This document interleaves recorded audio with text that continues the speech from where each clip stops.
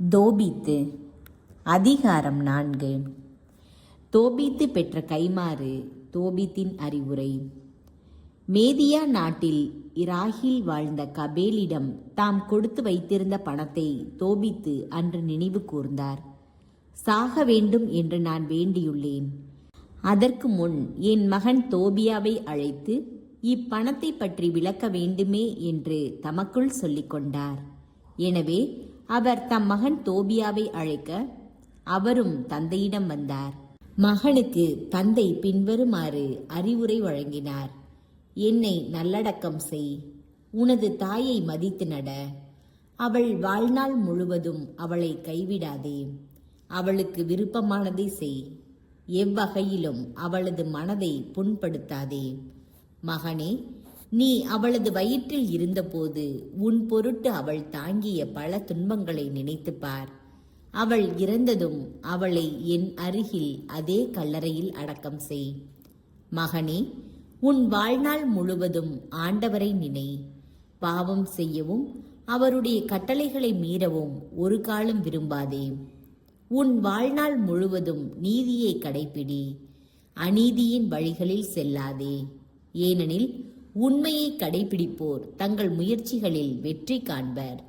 நீதியை கடைபிடிப்போர் அனைவருக்கும் உன் உடைமையிலிருந்து தருமம் செய். நீ தருமம் செய்யும்போது முகம் கோணாதே. ஏழை எவரிடமிருந்தும் உன் முகத்தை திருப்பிக் கொள்ளாதே. அதனால் கடவுளும் தம் முகத்தை உன்னிடமிருந்து திருப்பிக் கொள்ள மாட்டார். உனக்குரிய செல்வத்துக்கு ஏற்ப தருமம் செய்.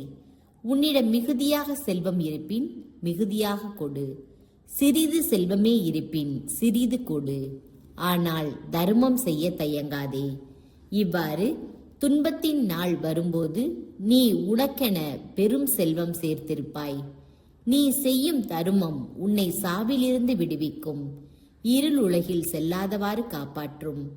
தருமம் செய்வோர் எல்லாருக்கும் அது உன்னத இறைவன் திருமுன் சிறந்த காணிக்கையாகிறது.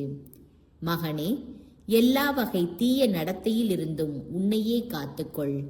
எல்லாவற்றிற்கும் மேலாக உன் மூதாதையரின் வழிமரபிலிருந்து ஒரு பெண்ணை மணந்து கொள். நாம் இறைவாக்கினர்களின் மக்களாய் இருப்பதால் உன் தந்தையின் குலத்தை சேராத வேற்றின பெண்ணை மணம் செய்யாதே. மகனே, தொன்று தொட்டே நம் மூதாதையராய் விளங்கும் நோவா, ஆபிரகாம், ஈசாக்கு, யாக்கோப்பு ஆகியோரை நினைவில் கொள். அவர்கள் எல்லாரும் தங்கள் உறவின் முறையாரிடமிருந்தே பெண் கொண்டார்கள். கடவுளின் ஆசியால் மக்கட்பேறு பெற்றார்கள்.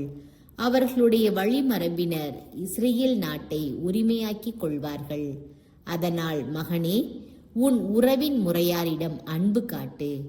உன் இனத்தவரின் புதல்வர் புதல்வியரான உறவினரிடமிருந்து பெண் கொள்ள மறுப்பதன் மூலம் உன் உள்ளத்தில் செருக்கு கொள்ளாதே. இத்தகைய செருக்கு அழிவையும் பெரும் குழப்பத்தையும் உருவாக்கும். சோம்பல் சீர்கேட்டையும் கடும் வறுமையையும் உண்டாக்கும். சோம்பலே பஞ்சத்திற்கு காரணம். வேலை செய்வோர் அனைவருக்கும் கூலியை உடனே கொடுத்துவிடு. இரவு முழுவதும் அதை உன்னோடு வைத்திராதே. நீ கடவுளுக்கு ஊழியம் புரிந்தால் உனக்கு கைமாறு கிடைக்கும். மகனே, நீ செய்வது அனைத்திலும் கவனமாயிரு. நீ பெற்ற பயிற்சிக்கு ஏற்றவாறு நல்லொழுக்கம் உடையவனாயிரு. உனக்கு பிடிக்காத எதையும் பிறருக்கு செய்யாதே. அளவுக்கு மீறி மது அருந்தாதே. குடிபோதை பழக்கத்திற்கு ஆளாகாதே. உன் உணவின் ஒரு பகுதியை பசித்திருப்போருக்கு கொடு. உன் உடையில் ஒரு பங்கை ஆடையற்றிருப்போருக்கு வழங்கு. தேவைக்கு மேல் உன்னிடம் உள்ளதையெல்லாம் தருமம் செய்துவிடு. தருமம் கொடுப்பதற்கு முகம் கோணாதே. உன் உணவை நீதிமான்களின் கல்லறையில் வைத்து பரிமாறு. பாவிகளுடன் அதை பங்கிட்டு கொள்ளாதே. ஞானிகளிடம் அறிவுரை கேள். பயன் தரும் அறிவுரை எதையும் உதறி தள்ளாதே. எல்லா காலத்திலும் உன் கடவுளாகிய ஆண்டவரை போற்று.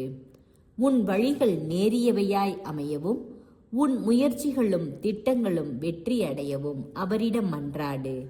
ஏனெனில் வேற்றினத்தார் எவருக்கும் அறிவுரை கிடையாது. ஆண்டவர் நல்ல அறிவுரை வழங்குகிறார். ஆண்டவர் விரும்பினால் மனிதரை பாதாளம் வரை தாழ்த்துகிறார். மகனே, இப்பொழுது இக்கட்டளைகளை நினைவில் கொள், அவை உன் உள்ளத்தினின்று நீங்காதிருக்கட்டும். இப்பொழுது மகனே, உன்னிடம் ஒன்று சொல்வேன். மேதியா நாட்டு இராகியில் உள்ள கபீரியின் மகன் கபேலிடம் 400 கிலோ வெள்ளியை கொடுத்து வைத்துள்ளேன். மகனே, நாம் ஏழையாகிவிட்டோம் என அஞ்சாதே. நீ கடவுளுக்கு அஞ்சி பாவத்தையெல்லாம் தவிர்த்து உன் கடவுளாகிய ஆண்டவர் திருமுன் நல்லது செய்தால் நீ பெரும் செல்வனாவாய்.